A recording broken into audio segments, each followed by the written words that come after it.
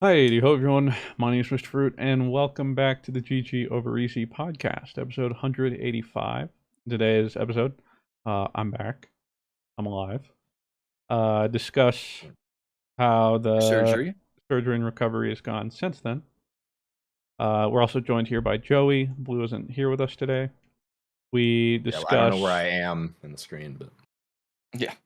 Um, we discuss Spider-Man. We have some spoiler-free thoughts. And then we move into spoilers. After spoiler talk, then there was like something in between. But then we also Ben 10. Ben 10. Oh, right, right. I bring justice for the Ben 10 The fans out people's there. champion came Yeah. to correct us on Ben 10, our ignorance. As I should. And after that, we talk about why can't everybody just be nice in the world? Essentially that. And that's the podcast. So thank you very much, everybody, for watching and or listening. And let's get into it. Uh-oh. Father's Day is right around the corner, and you haven't gotten your dad anything yet. Last ad, I didn't, and now he does. He has Manscaped coming to him. Don't worry, that's where our sponsors for today's show come in. Manscaped, you and I both know your dad needs some serious grooming in his life. So grab your dad the Performance Package 4.0. He'll thank you by helping him tame the beast, and so will your mother. Go to manscaped.com and use code GG to get 20% off plus free shipping. My dad has got probably the most hairy back I think I've ever seen. He doesn't listen to the podcast, so he won't know that I'm putting him on blast like that. So my stepmom will be very thankful that he has the Lawnmower 4.0 coming his way. You may ask, how is the Lawnmower 4.0 different from other trimmers? Well, this upgraded trimmer includes a multi-function on and off switch that can engage a travel lock. This is a great feature for your father if he does a lot of traveling. You can also get him some crop mop, ball wipes, crop reviver, ball toner, and crop preserver. You know your dad needs it for when he's doing stuff with your mom. Owned. That's 20% off with free shipping at manscaped.com and using code GG. Don't forget you came from your dad's balls. This year, show your original home, some love with Manscaped. This show is sponsored by BetterHelp. I'm going to be honest with you guys. The past month, I've been really struggling with my mental. I have a family member battling cancer. Figuring out how to, put those stresses on the side and still make content and all those sorts of things. Really makes me thankful that I had BetterHelp in my corner when I was at my lowest. If I hadn't done BetterHelp before, I wouldn't know how to, compartmentalize those things and understand that, it's going to get better and not to just dwell on it and try and, live in the moment and not just think about the future. All those kind of strategies I learned from BetterHelp months ago. When I was with BetterHelp, they were nothing but professional. They listened to me. It was online. It was quick. It was easy. Really appreciate them. It's also entirely online, so you don't have to talk to anybody face to face. If you don't want to, you can do audio, video, whatever you're comfortable with the most. And if you don't get along with your therapist or don't think it's fitting out for you, you can switch at any time. Find more balance with BetterHelp. Visit betterhelp.com/GG to get 10% off your first month. That's BetterHelp. HELP.com/GG. Ladies and gentlemen, welcome back to the GG Over Easy podcast. Ugh, apologies. Your ears don't deceive you. I know he's back. This isn't Rob trying to be me. It's me. Pretty good impression. I've gotten pretty good at it over the past 2 weeks. I know. The way you went, hey, it's not Mr. Fruit. I was like, wow, it's just like me. That's crazy. I've been perfecting my blue impression. All right. Okay, perfect. Poo pee, Final Fantasy. Oh shoot! Well, I gotta update the overlay. I have Joey. That's my bad. I'm back. Good to be here. We'll see how much I end up talking because, well, I'm recording this Friday. This past Tuesday was 2 weeks out from surgery when I was planning to be back. Because obviously I can talk, and it's better than it was Tuesday. But talking for any extended period of time, well, it's not pleasant. My jaw's just really tight, starts to get inflamed, starts to hurt. I'm going to talk while I can. If I just randomly go mute for a little bit, well then, It's just because you gotta give it a break. But I'm Me and trying. Rob got to be entertaining. So Working it up. At the very least, I'll be here. I'll help Rob with the video recording. Thanks for holding it down, Rob. Appreciate you. You've been killing it, dude. And What I do? yeah, I guess I'll just update real quick. My surgery stuff. It's also weird because you can kind of see I'm raising both my eyebrows the exact same. You see that? Oh, whoa. But my left side of my face is still like half numb. Whoa. Yeah, they said apparently it could last weeks, and it's been 2.5 weeks. What? Yeah, I'll start with that. Your ticks won't be up to full power anymore. I don't know. You They're won't still be. there, You won't be but- moving it. You won't, a lot of movement. I'm not seeing a lot of movement going on. Yeah, I've seen a lot of movement on that right side or left side. We recorded. We tried to record a video 2 days ago for a little bit. Recorded face cam. It's just funny because even kind of right now, more or less like I'm a ventriloquist. I have to talk, but I can't really like smile or like open my mouth wide at all or really enunciate. So sometimes it might sound a little or a lisp. I'm doing my best. All right, I'm here. Okay. But yeah, what first things first, got to the hospital. Everything prepped. Okay. This reminds me. Let's start here. Okay. So yeah. my wife, Claire, her father, I guess my father-in-law, Father-in-law, yes. a couple months ago had Rob. back surgery. Went to the same hospital, and apparently, I don't know if they have a specific name. I mean, he's a nurse, but she specifically, they seem to mainly deal with like pre-op people. They'll help you get ready. I don't know if there's a specific name for those nurses, but turns out he and I got the same nurse. Oh. And because Claire recognized her. And he also remembered because how can you be a nurse and you don't know how to do an IV? I feel like that's bread and butter, you know? Yeah, that's probably That's like the like first rule thing they one. kind of teach you. It's like you Yeah. play basketball, but you don't know how to dribble. You know what I'm saying? Welcome to nurse Yeah. school. I feel like that's Here's just a bag of fluids. Yeah, like you lock that stuff down. First IV, she tries. An IV has never hurt so much before. Ow. Have you been drinking any water? I can't Ah. find. Well, Oh, so Just there, poking around? for whatever reason, they had to go through my hand. I'm sure there's some reason for it, but because I was like, she's like, no, I don't use your arm, and there must be some reason. I don't know if she's not comfortable with it or we use your phone now. for, something for surgery. I don't know. But so she tries to go through my hand. I'm like, all right, whatever.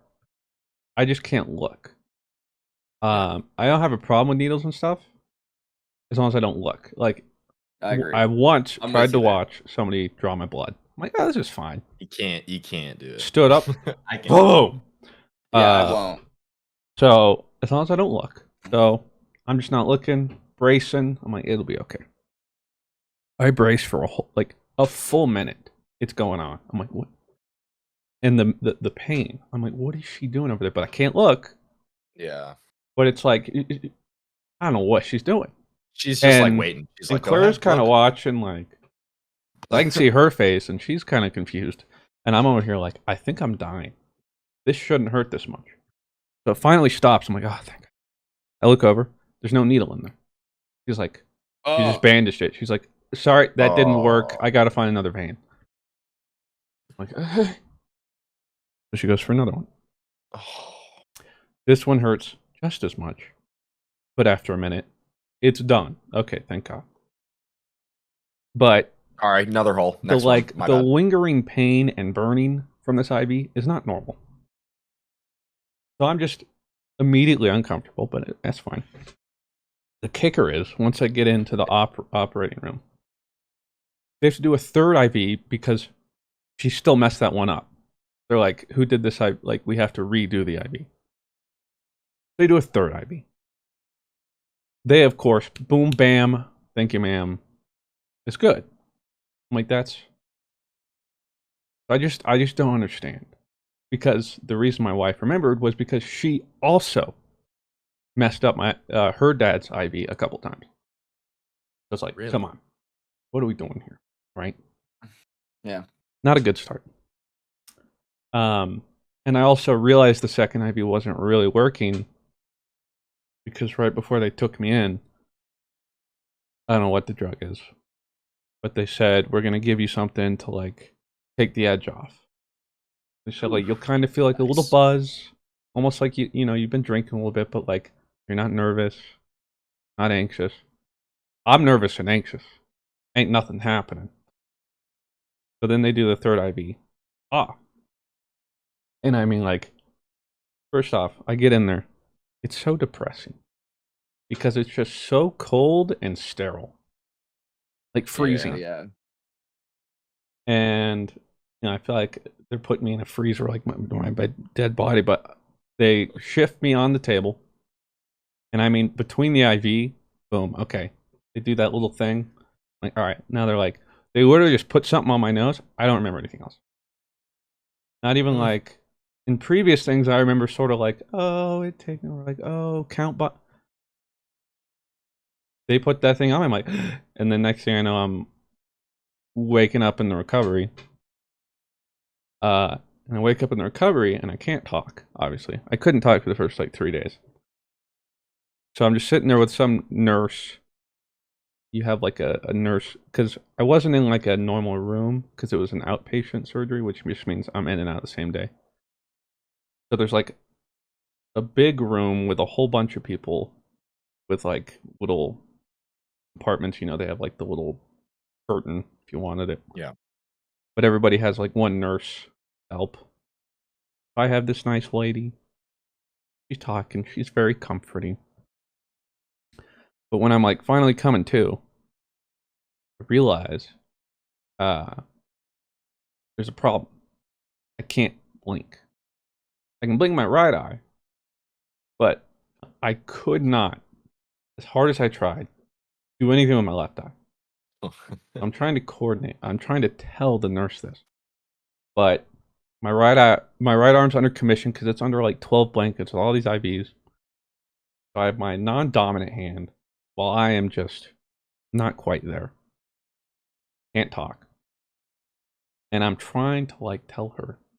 Like I'm pointing to my eye and I'm like,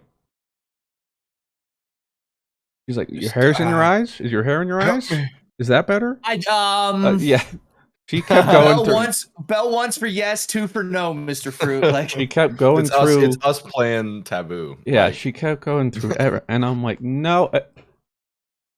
Like I don't know how else to. So after Last like, chance to look at me, Hector. Yeah, she's like, is it pain? He Are you shits hungry?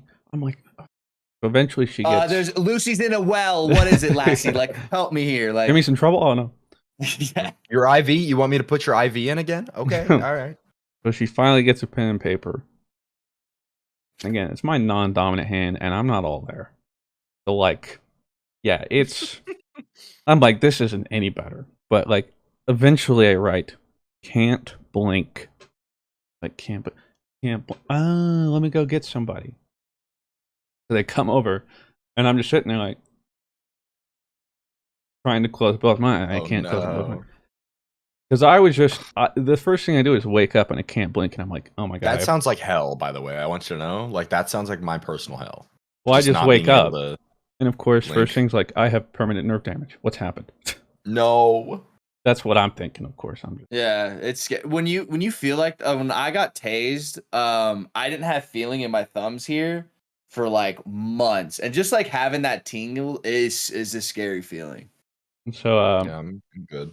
Another nurse comes and she's like, "Oh, it's just the whatchamacallit, like numbing agent they used because while they did surgery on both my ears, or not my ears, my jaw. Ears. My left was worse, and so they did more work and need to do stuff. So like, apparently they just used a lot more, I guess. And so she's like, it should wear off. Well, it didn't wear off until the next day. So the entire day I had to manually, every time I blinked, I had to manually blink my Just eye. go ahead and like juice the eye. Just Yeah, literally my just- finger. My eye was so dry. I gotta tell you. Oh. That's first thing to come out. When did you get your blinking back though? Like how The next day. long did okay. But it was a whole Just day woke of up like, and we're like, oh, thank God. Like, yeah. But so, funnily enough, though, after that first day, 24-hour period, the numbing hasn't really changed. So, more or less still there. Because the annoying things that I wasn't prepared for was the whole time they told me left side was worse, obviously. But I thought I was like, I'm so confused as to why they would put cotton in my ear. Like they like bandaged my ear or something. Mm-hmm. I was like, I don't know, maybe if it was to like prevent bleeding or I don't know. I get home, I'm sitting there, and I finally go to like feel my ear, and I can't feel anything. That's strange. I try and get up and go into the mirror, and I can't see because the swelling of my jaw was so swollen. I can't see my ears. Like looking in the mirror. Oh my God. were you like the Willy Wonka chick who had the blueberry? Yeah, exactly. Violent. It's like I'd Name is just Violent. taken. Yeah, it was like I was mid transformation. I couldn't see my ear, so I have to ask Claire. We had a little whiteboard. Like, there's something in my ear. Like, no. Like, well, I can't hear. So it felt like there was just cotton stuffed in my ear. She's like, yeah, that's where the nurse put like the an ear IV. infection type of thing or something? Like No, like, well, imagine you have so much cotton in your ear you can't hear. What it feels like because I can't hear. They didn't tell me this. Like, so I wasn't prepared for this. But apparently when they were doing my left side and stuff, because it was so intensive, there was so much blood, just completely like clogged my ear with just blood. So the other problem too is I can't mess with my ear or anything because it was so close to the incision and everything, so I have to let it heal. So for the first week and a half, I had zero hearing out of my left ear, which is just so disorienting if you've ever not been able. So it's just like a slight ring, like the whole time, and then nothing else. That was a tilter. Yeah. It's like having one headphone charged and the other not, so you're just listening to and everything so out of one ear. I have some hearing back, but not all of it. And it's still that weird thing where like I hear myself echoing in my head because it's still kind of like clogged. I've had that. It almost feels like there's like air in your ears, so you hear Yeah. like almost like a bounce off of. It's weird. I know what you're kind of talking about. So still got that, but at least I can hear somewhat. Pardon your regularly scheduled podcast listening for this short ad break. Uh-oh, Father's Day is right around the corner and you haven't gotten your dad anything yet. Last ad, I didn't, and now he does. He has Manscaped coming to him. Don't worry, that's where our sponsors for today's show come in. Manscaped, you and I both know your dad needs some serious grooming in his life. So grab your dad the Performance Package 4.0. He'll thank you by helping him tame the beast, and so will your mother. Go to manscaped.com and use code GG to get 20% off plus free shipping. My dad has got probably the most hairy back I think I've ever seen. He doesn't listen to the podcast, so he won't know that I'm putting him on blast like that. So my stepmom will be very thankful that he has the Lawnmower 4.0 coming his way. You may ask, how is the Lawnmower 4.0 different from other trimmers? Well, this upgraded trimmer includes a multifunction on and off switch that can engage a travel lock. This is a great feature for your father if he does a lot of traveling. You can also get him some crop mop, ball wipes, crop reviver, ball toner, and crop preserver. You know your dad needs it for when he's doing stuff with your mom. Owned. That's 20% off with free shipping at manscaped.com and using code GG. Don't forget you came from your dad's balls. This year, show your original home, some love with Manscaped. Can I ask you something? You had a tweet about your recovery, and I have to know. At what point did you say I'm blending chili cheese like tots? Oh, yeah. Like what? At what? What was the point breaking point? Yeah, like I gotta know. It was like the 6th night or something. Because first 7-8 days liquids only. And I'm just gonna be honest with you. That's a lot harder than you think. Yeah. Oh, I was like, imagine. It was like I 7 ain't or 8 doing it. days, whatever, sure. But Like yogurt, like well, like, you can't even do yogurt. oh my god. Because essentially it has to be in a straw. I can only Okay. drink He like can that. only suck. Okay. He's pretty gotten a lot of. And they probably don't want you sucking like Well, no, like the good really news. hard, like Luckily, with this surgery, like they don't want you like They don't want you. They don't want really you want- talking. yeah, Like- yeah, they don't want you going crazy on that thing.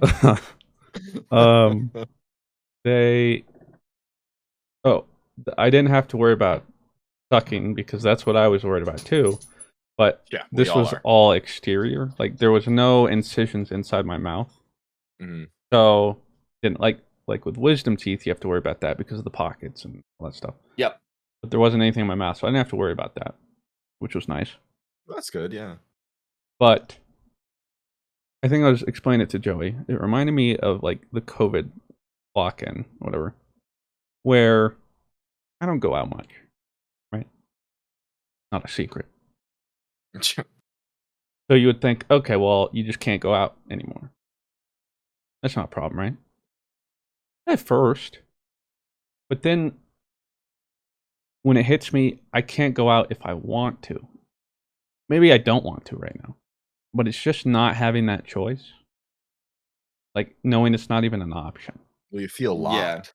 Once you're a couple days in and you realize you have no other options. You have the same like 3 or 4 things. And it's starting to just like make me gag. Can't change most of it. And then also just like not getting much sustenance. Like, Yeah, like most of what you're getting isn't like meat dense. Yeah, so I tried as much to like do like protein shakes and blah blah, but it just like 4 days in, I was like, there ain't no way. Like, how I'm just gonna starve. I think that's just it. I don't know what else to do. So yeah, it was night number 6. Like, screw it. How bad can it be? Might as well try it. It was disgusting, but it tasted delicious. Yeah, you needed it. It was what you needed. It was the worst thing ever while simultaneously being like the most amazing thing you've ever had, ever. Now, I don't know, like, if I could have done it more often. It was like a one-off. Yeah. But that was also one of the hardest things. So, the first night was the worst of all of it. Going to bed and then waking up in the middle of the night with the worst migraine I've ever had. Like when people say splitting, I mean, it was like the San Andreas fault. I woke up and I'm like, I am dying and I can't move. I can't talk. I'm trying to wake up Claire. I'm like, I don't know. Where are my pills? Something. No. That was a rough night. Next day, rough all day. Next night, pretty rough. But then after that, it was pretty manageable. The most uncomfortable thing was the first like 6 days you have to sleep upright. What? Yeah, elevated. Just because I don't want all the blood. I guess it's true. And with the swelling and stuff, I have to help with the swelling. I'm not a big elevated sleeper. It's not usually on my schedule. So yeah, me either. So that just got like uncomfortable, but that was manageable. The pain. The problem was painkillers are pretty good, but with that and then the antibody and whatever the fudge. Antibodies. Whatever, penicillin. That's what it was, but Penicillin. Close. close. With those two things, it ain't You can't like mix them, right? Well, no, you can't. Oh, okay. But it's like it's sort of the similar feeling I have when I take muscle relaxers, where like, oh, I'm the highest in the room.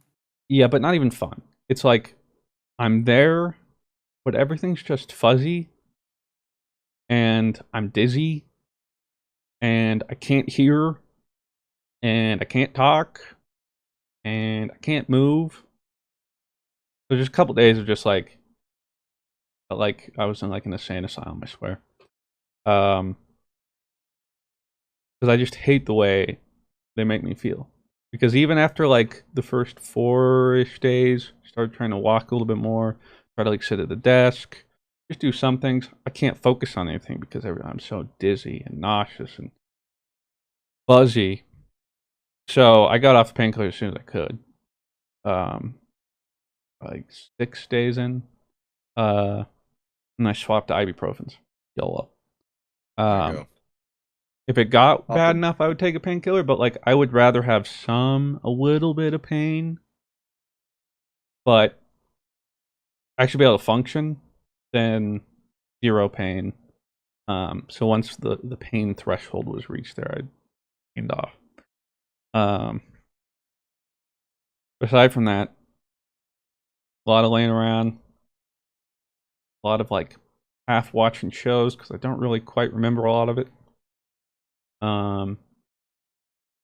I was like, this is a great time to play more Zelda. Nice. I won't remember it. Turns out I don't like Tears of the Kingdom. Oh no! Yeah, so is it just not? You just didn't like? I don't know. I just don't feel like those are your games now. Like, well, we talked about it. Tutorial Island was great, and then when I had to get off, I just dropped into the open world. When I came back, started playing, right back to Breath of the Wild, where I'm just like, I don't know. Damn.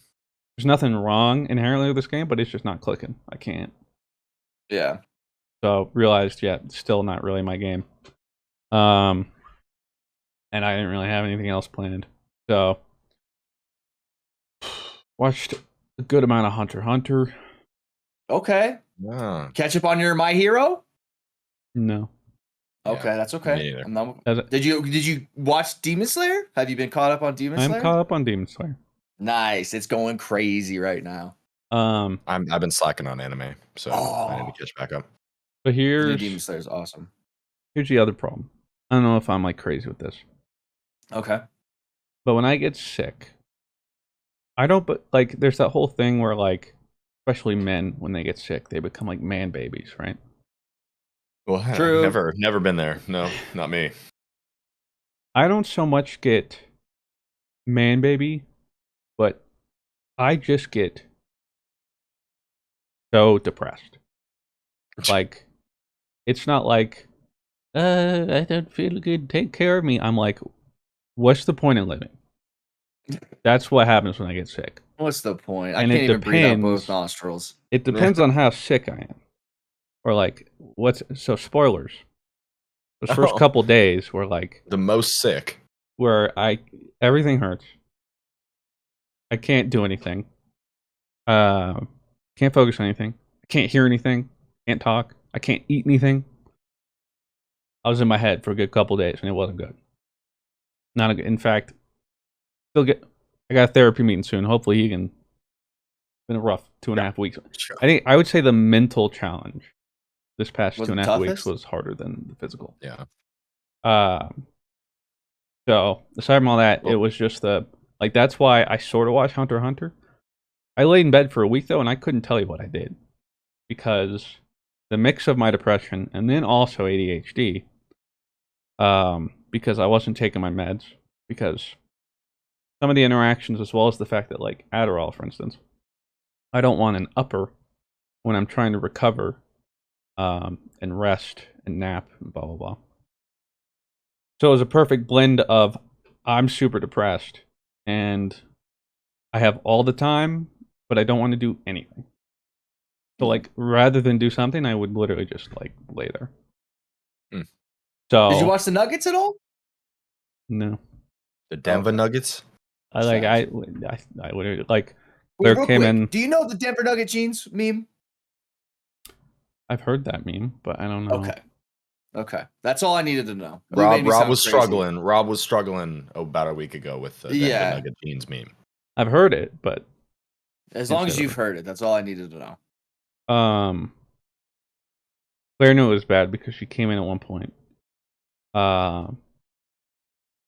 I'm And just you're watching me stream, and she's like, "Oh no, he's gone. He's off the followed deep him. end." I'm just I know, laying yeah. there, and she comes in and she looks at the TV. Like, what are you watching? I don't know. I Love is turned on blind. YouTube and clicked the first thing because otherwise I'm not going to do anything. Yeah. And it turned out to be some like hour and a half documentary on AI. Super boring. But I sat there because I was like, literally, if I don't just do something, I'm not gonna do it. And then I just watched the recommended videos afterwards. Not really good Wow. videos, but like that's where the point I was. Your Was algorithm like, kind of stinks. yeah. To be fair, it's probably because I just click so much or look at different things or. Claire walks in. Why are you watching your own videos? Like what? You're like, I don't know. It These was videos are kind of recommended. bad. Like, Yeah, and then I think what also made it harder was seeing how hard I was struggling and knowing that that was like a drop in the bucket compared to what this next surgery is going to be. dude, Because this next, like, so after I did my post-op check-in, went in the office like 8 days later, I got cleared to do some soft food. And right next What was to the that first place, soft food you picked? I took a pic. It was on Twitter. I'll get to it. There's a place right next to the surgeon's office, whatever. it's the pancakes, right? Oh, that's There's right. a breakfast place. So we go in, and I'm like, "How fluffy are your pancakes?" They're like so fluffy. And I'm like, "All right, we're gonna It doesn't get any more They're like fluffy so than fluffy. ours. A guy recovering from surgery could eat them, and you're like, boom! I came to the right place. So I ordered them. I was not misled. Yes, Fluffiest pancakes I've ever had. Oh, did like a damn fluffy Because pancake. I couldn't chew, so it was like throw it in my mouth, kind of move my tongue, let it dissolve. Next bite. Greatest pancake ever had. Granted, it didn't matter what I ate. Anything that wasn't a liquid right then, so good. So ate that, but then since then, it's mainly been mashed potatoes, mac and cheese. I tried some pasta because he was like, you can have like some like spaghetti as long as it's like well cooked. Got a migraine from the pain trying to eat spaghetti. I'm like, all right, we're gonna take a break from spaghetti. What? That didn't go very well.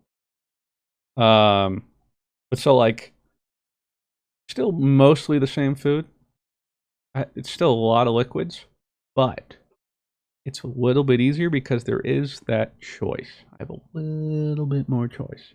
Or like, I'm desperate enough, get creative. Or like, how can I eat this without really chewing it? Way more options than just I gotta drink something. But that was 8 days of liquids only. Next surgery is 2 to 3 months of liquids only. Straws only. No spoons. Like, so I'm sitting there recovering. I'm like, bro, it's 5 days in and I might have a mental breakdown. And then just knowing I have that to look forward to, that didn't make it easier.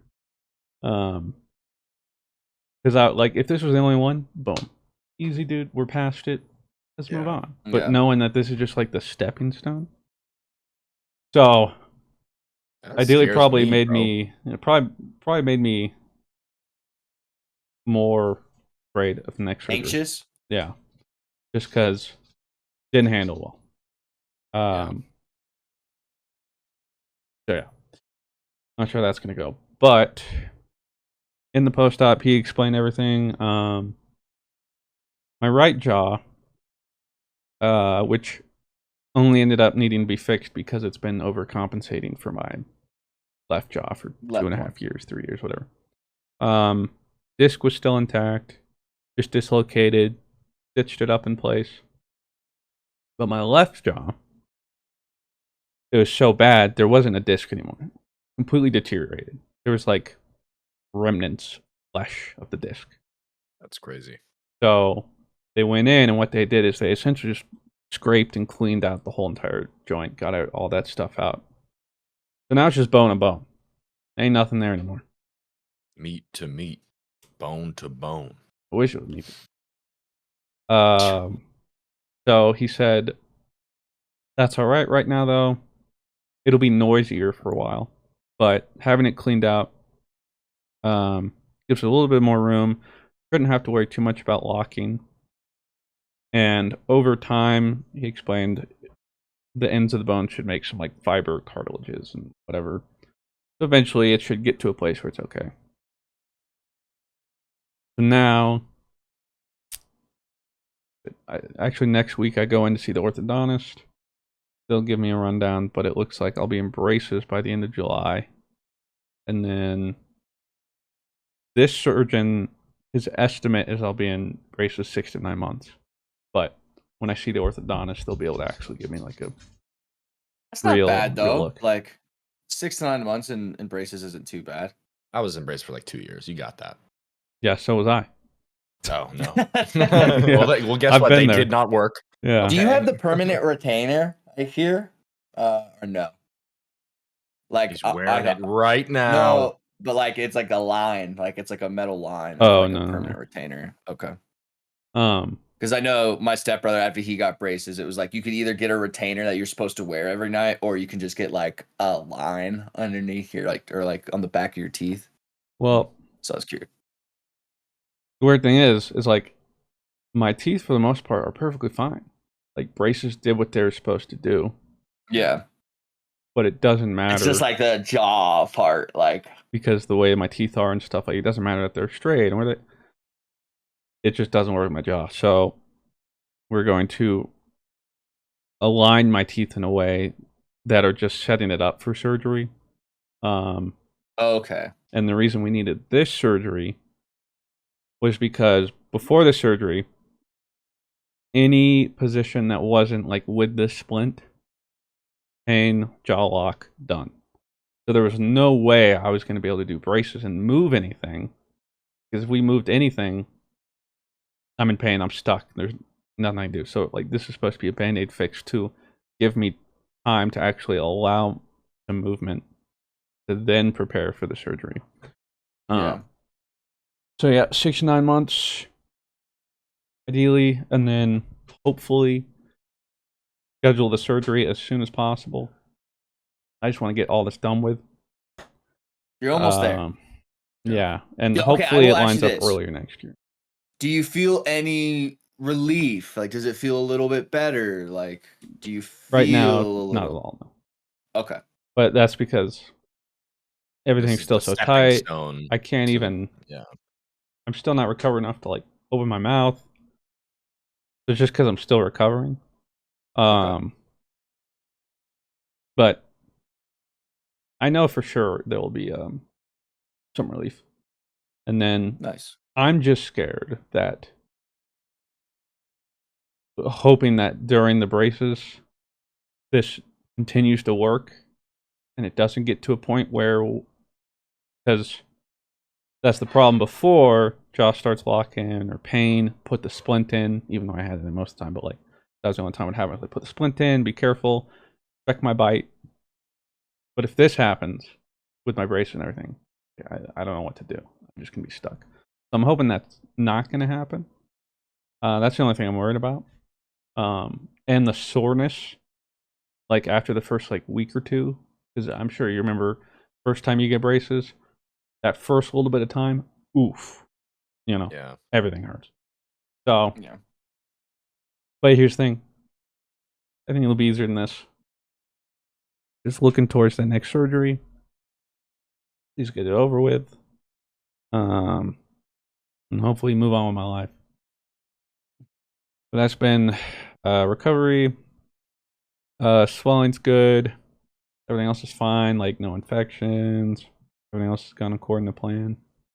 Nice. Should be able to chew actual food in like 2 weeks. So it'll still be a good bit of soft food and liquids, but every day gets a little bit better. Yeah.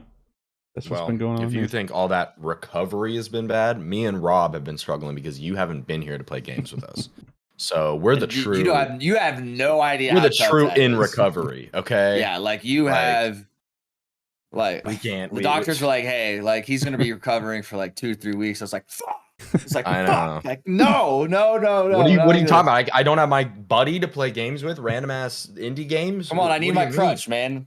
I know. Like, how am I So, supposed to clickbait my streams anymore, dude? so instead of clickbaiting our streams, I went out and I think I saw arguably the greatest movie I think I've ever seen. Here we go. All right, this is why I'm on the podcast. All right, put me in, coach. Okay. I don't think I'm being like, I don't know, a victim of the moment or something like that. Or, okay, so Just to just a clarify. heads up. Yeah, Yes, this is a spoiler. Well, do you want to do a non-spoiler first for the people who have it, and then we'll Sure. do Yeah, we'll do a non-spoiler first, and then we'll go into spoilers. Okay, so non-spoiler review. I think it might be my favorite animated movie. Well, first off, maybe you haven't said ever. the name of the movie. I mean, Across the Spiderverse. Okay. I mean, we know what we're talking about. I know, but we know what we're talking about. Transformers: Rise of the Beast, Yeah, baby. I know. Wow, Rob really enjoyed Transformers. I really liked it too. Like, I'm glad I'm in a safe space. No, Across the Spiderverse. Okay, so like for the first like 10 minutes of the movie, the animation was like really kind of like a lot for me. Like I thought like it was a lot to take in. But like as the movie goes in, it kind of you finally get the groove of it, and I loved it. Like at the start, I was like, okay, this is a lot, and then at the end of it, I was like, keep it coming. It was an amazing movie. If you haven't seen it, go see it now. Seriously, go see it. I'm trying to think of like animated movies that I like just as much as this one, and I can't really think of one. I do hope the Teenage Mutant Ninja Turtles trailer I saw before the Spider-Verse movie is like looks like the movie I wish I had as a kid. Yeah. Because I love fun. Teenage Mutant Ninja Turtles. But like, man, what a great movie. Like, I really liked it. More than the first. I think I liked the story of the first one better, but everything else I like of the second one more. Yeah. Well, also this movie sets up a lot.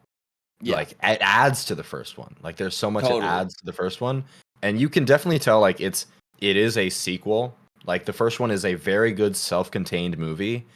This one is setting up part of like a larger, like, you know, obviously the third one is going to be coming out next year, and this is like the perfect, one of the most perfect setups I've seen in like a sequel movie, I think, ever. Like I have never needed a sequel to a movie to come out more in my entire life. Like at the moment you leave that theater, if you're not immediately wanting to watch the next movie, you watched a different movie than I did. Like it's unbelievably just like I had a great time. I had a really good time. It's just like a really fun, like just an awesome movie, man. Yeah. Like I think I got out of it and I texted you guys. I think I texted like everybody I know. I was like, go see this movie. I was like, this is a banger movie. And it sucked because I watched it Thursday night and no one else had seen it in any of my circles. And so I saw it before you. Did you see it before me? Well, okay. Sorry, Miss Fruit. I can't talk to you. Your I job saw was like Thursday matinee. Oh, sure. Oh, you can't even get earlier than that. I wasn't familiar with your game, Mr. Fruit, but you didn't talk about it with me. Please get me out of this house. And that's fair. And an icy sounds like heaven, please. So that's you wanna throw your non-spoiler review in there, Mr. Fruit? It is incredible. I laughed and I was like, sheesh. Yeah. Bless. To quote Bless. Yeah. Oh sheesh. Yeah, no. I think this is pretty spoiler free, but like there's a point at the movie where I'm like, feels like we're nearing the end of the movie, and I'm not ready for the end of the movie to be done. Yeah. You want to keep watching. Like that's the thing. Even after like 2 hours, I'm sitting there like, we're okay. Next chapter, let's go, baby. Yeah. And then it ends, and I was like, and then it ends, and you're like, huh? What's up? Yeah, I was just like, that was like top to bottom. Enjoyed it from beginning to end. Animation, story, voice acting, whole bit. Yeah. Completely blown away. Like the way they were able to just in this sense, it almost felt like Tears of the Kingdom, where people were like, somehow they made Breath of the Wild feel like a draft. Yeah. Somehow they made Into the Spiderverse, whatever it looked like, baby steps. Pardon your regularly scheduled podcast listening for this short ad break. This show is sponsored by BetterHelp. I'm going to be honest with you guys. The past month, I've been really struggling with my mental. I have a family member battling cancer. Figuring out how to, put those stresses on the side and still make content and all those sorts of things. Really makes me thankful that I had BetterHelp in my corner when I was at my lowest.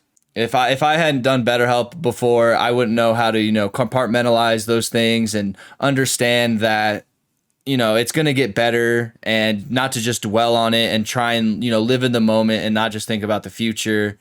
All those kind of strategies I learned from BetterHelp months ago.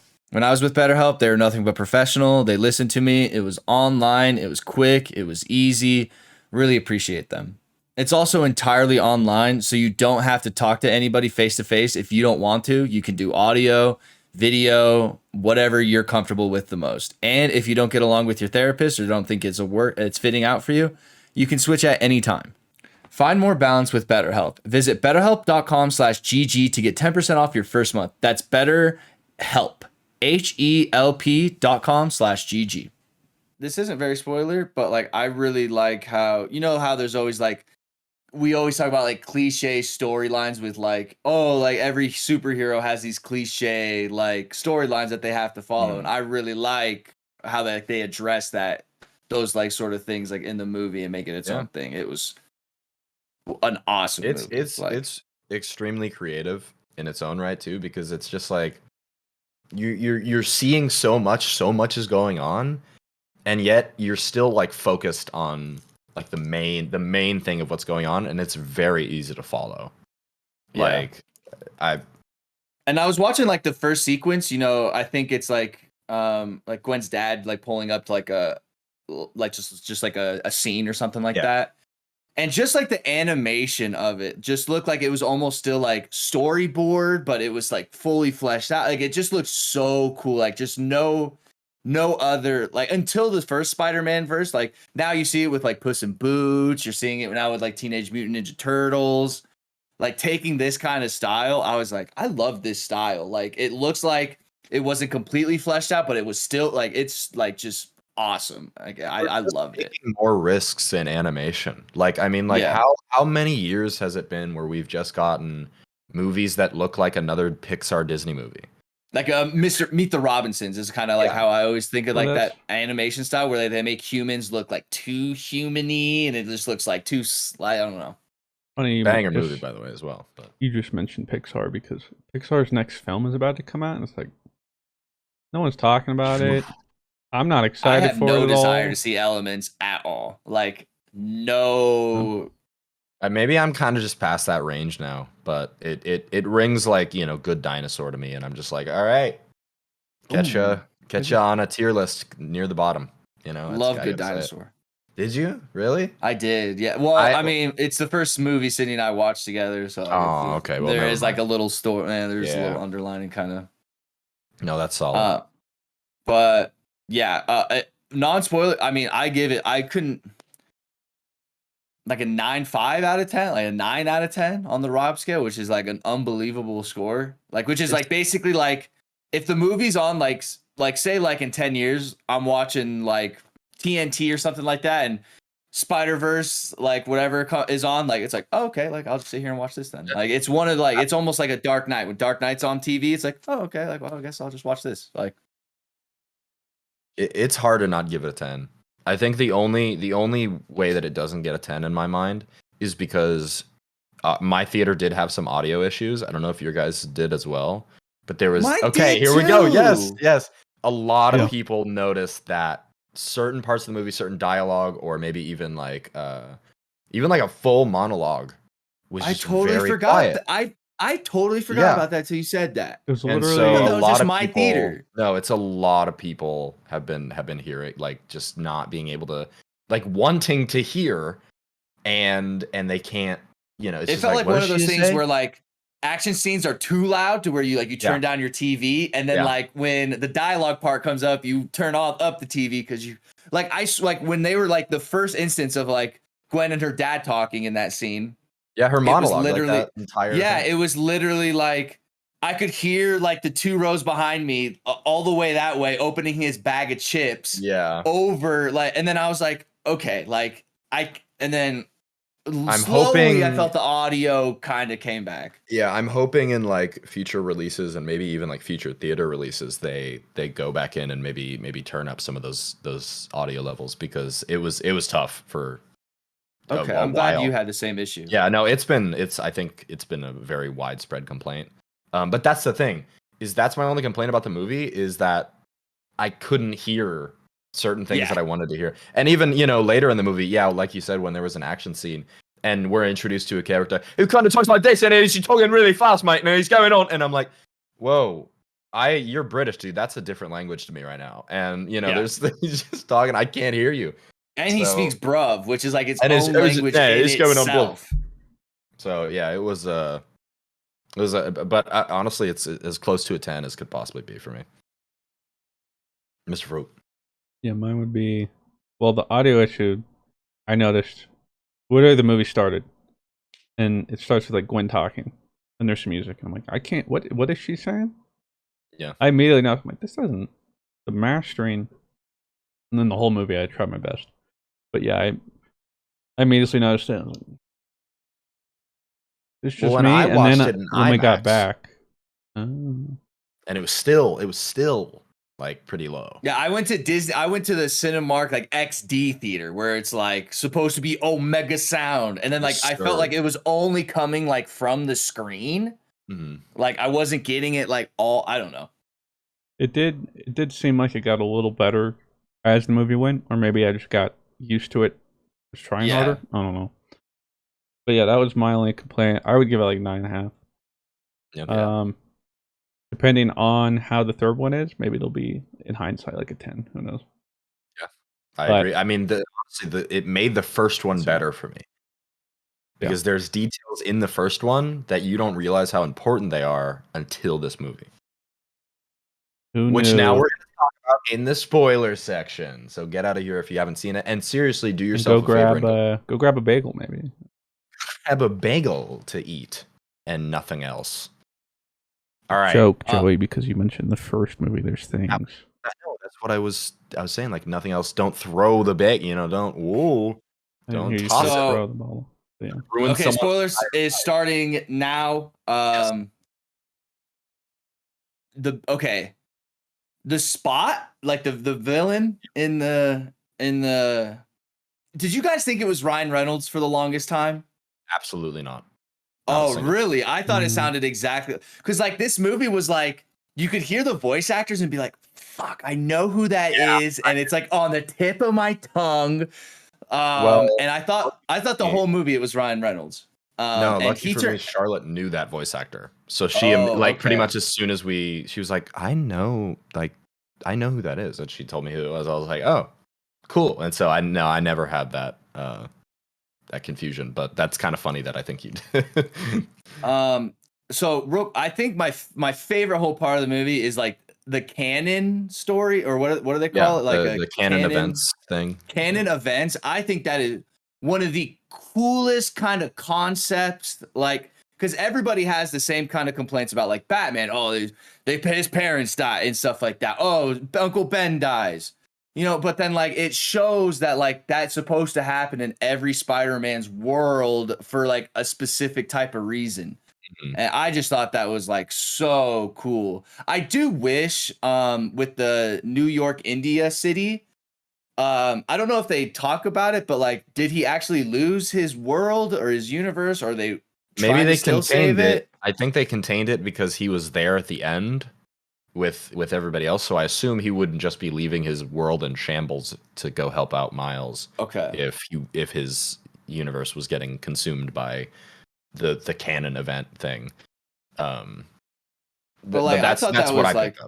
Such a cool and like fun concept of just like all the Spider-Mans are intertwined, and then you find out like Miles Morales is like not actually like supposed to be in any of this because he is like the true canon event anomaly that like he's not even what do they call him, a variant, right? Or something like that. Variable. Yeah, an anomaly. Yeah, I think you got it. But because the bagel guy accidentally sent, I forget, it's like Spot in a different universe sent over Spider-Man 42. Well, how it was is the scientists at Alchemex, when they were testing the particle collider or whatever, they brought over a spider, specifically Spot. He was in charge of like bringing over certain animals or something or whatever from different universes, and he just happened to bring over Universe 42's radioactive spider that was supposed to bite someone else in that universe, possibly even Miles Morales from that universe. But it was never able to. So my question is, why did Peter Parker in Miles Morales' universe have to die if Miles Morales got bit by the spider? That was kind of the only thing I was really confused about. It was about. maybe that universe. Yeah. What was that? There can't be two Spider-Men. That was like the canon event that was ruined, so something was going to happen, and that's how it had to balance out or whatever. Okay, because there is a Peter Parker Spider-Man when Miles Morales actually gets his spider powers, because they do the kaleidoscope thing together or whatever. Yeah. Well, and also it's assumed as well that Universe 42, in that universe, there was probably supposed to be Miles was probably supposed to be bitten by that spider in that universe, but because he didn't, that Peter died, and there wasn't that Peter died, or maybe there was never a Peter, but there was no one to fill that hole. I mean, it was confirmed at the end of the movie. Yeah, when he goes to his mom and she's like, "That's so funny, Spider." Yeah, there's no Spider-Man. Yeah, that's right. I was literally on the edge. I was like, he's finally telling her, his mom, like, yes, like this is what we've been waiting for. I knew immediately that something was wrong because it said 42 on all the screens, and when it was scanning his blood or whatever, it said Universe 42. Oh, I was like, that's not Miles. That's not Miles' universe. That's the Spider's universe, because it's changed his blood to be his spider blood, and so I was like, well, wait a second, that's not his universe. And then I kind of forgot about it because they kind of play it like that. That's another amazing thing about this scene. You're looking at this scene and you're slowly realizing that something is off, but what is it? And then the moment that I guess this is a spoiler section. The moment that Uncle Aaron walks in, you're like, whoa. Yeah, you're like, something we're not in the same way place. Wrong. And then he realizes it, and then Gwen realizes it at the same time. Well, and then obviously the uncle realizes it too, because he's like, okay, Miles Morales is Prowler in this universe. Like, why the fuck did he just hug me? Yeah, why is this Miles Morales? Like, who is this one? Like, yeah. So I mean that it was like a crazy reveal, and the music during those parts is so good. I've seen I saw a video, and it was the details of they combined two soundtracks of the Miles Morales Prowler theme and then Miles Morales' normal theme from the first movie, and they combined them to make they also put in the background of Miles Prowler theme, they put Killmonger from the MCU's theme in the very, very background. You can hear his theme because he's also the perfect antithesis to his counterpart hero or whatever. And they're both they're brothers on the wrong side of this conflict or whatever.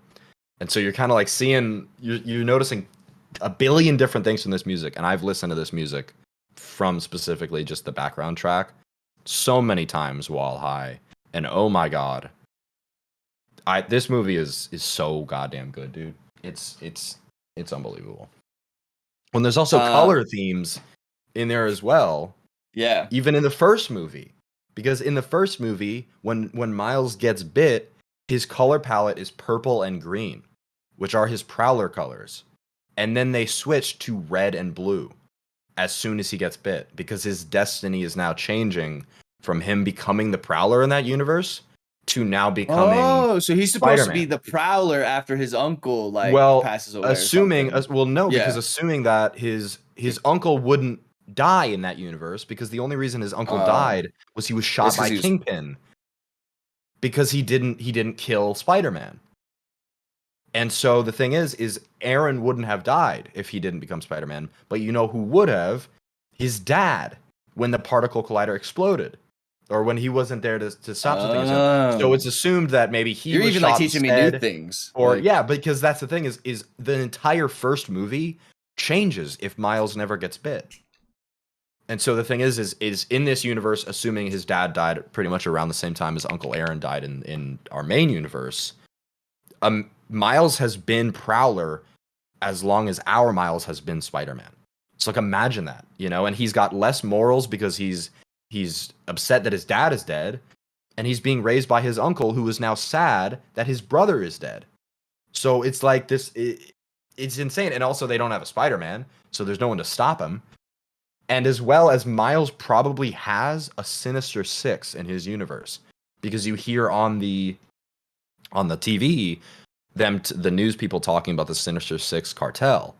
And I'm like, that means in this next movie, we're probably going to see the entire Spider team that's coming to rescue Miles go up against a universe's 42 absence of a universe that has no Spider-Man, and see their Sinister Six, which will be the first time I think we're seeing a full Sinister Six at the same time on screen ever. Is Sinister Six the six like Spider-Man villains? There's a rotating door, but usually it's Doc Ock, Goblin, Rhino, Prowler. You know, it can really be. In one comic, there's I think the Sinister 6000, where it's literally all of his villains. But yeah, it's like it's everyone. You know, you could have Kraven, you could have Goblin, you could have. There's an amazing amount of villains that could be in this next movie, and they could have like main spotlight roles. You know, if that's how that storyline goes. And then there's also still Spot in the main universe. So there's so many storylines that are branching out from this movie that is like leaves me to be like, this next movie, dude, is gonna start perfect. It's gonna be action packed the entire time. I'm like, I can't wait for this third movie because this movie sets it up perfectly. My favorite part was Sydney's sitting next to me, and it's like the whole part where they have like Miles like tethered to like the punching bag, and Uncle Aaron's kind of like messing with him and stuff. And then he's like, "You're the Prowler," like, and then he's like, "I'm not the Prowler." And then like the Prowler obviously like jumps down and is like walking up to Miles. Sydney like nudges me. She's like, "It's gonna be him. Watch." And I literally looked at her. I literally went, "No way!" Like what? like I was like, "No."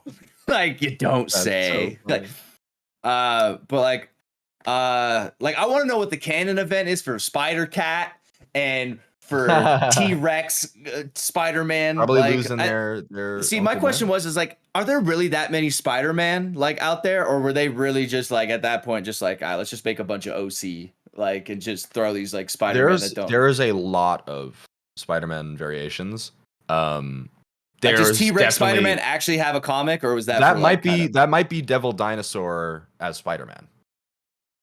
I think that's who that is. And there is universes where yes, there's comics that exist where everyone's a dinosaur, or everyone's like they have a cat, an animal, like literally Spider-Ham. I know, so it's like I know there are like little Easter eggs in that scene too. Like I know I saw people freaking out over some other weird Spider-Man saying like, "Hey guys, like we can trust him" or something like that. Or there's it looked like he had like web right here, and everybody was like freaking out about. I think that was the short one. Yeah, the very short one. Yes. Why do people freak out about him? I think he was one of the original like animated show Spider-Man. Oh. I think that's who he was. I think he was an amazing Spider-Man, or one of the spectacular.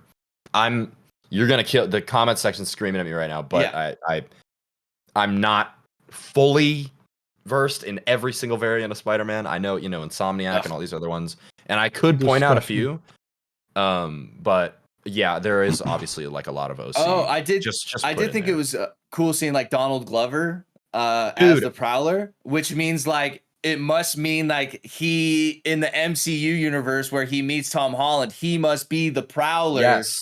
in that, which is so sick. Well, and like, not even it's just such a cool thing that they're like kind of, including him in these movies because he's literally like Donald Glover is the inspiration for Miles, like as a character in general.